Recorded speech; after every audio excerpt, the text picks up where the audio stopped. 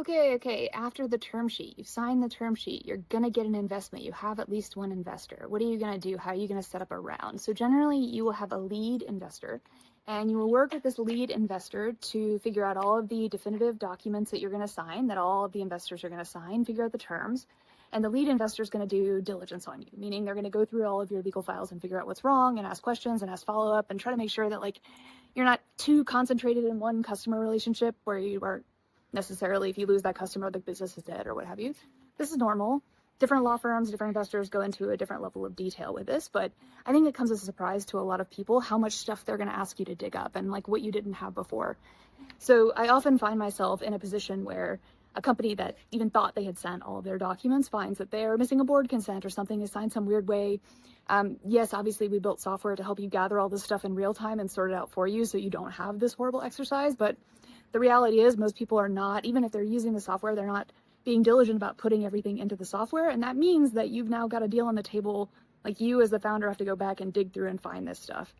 It is annoying. It is not the thing you want to be doing. It is arguably bad in every way to be doing it at the last minute. I would love for you to do it in advance and keep everything in one place. I would even love to help you do that. But if you don't, just understand these are things, you missed a signature on something, you missed a board consent, it's all going to be a conversation. It could take a lot of time.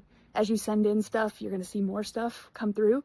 And one kind of good news thing about this is almost every investor has a form of due diligence request list that their lawyers will send you. They're asking for the same stuff. Almost every investor at a certain stage of investment is going to be asking for the same stuff. It's very predictable.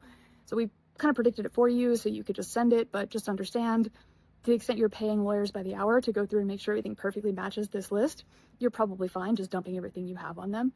It's also generally a really helpful thing to talk through on a call any IP diligence issues. And this is because lawyers rarely understand how technology actually works, and they will ask you silly questions that don't make sense, like, are you worried about distributing this open source library that, restricts hosted solutions and you are not actually hosting anything or something like that? So you save a lot of time by having that call, but just understand if you don't have all the documents organized beforehand, you are going to be forced to do it sort of no matter what. And the investors will kind of make you feel bad if they think that you've been disorganized or something like that.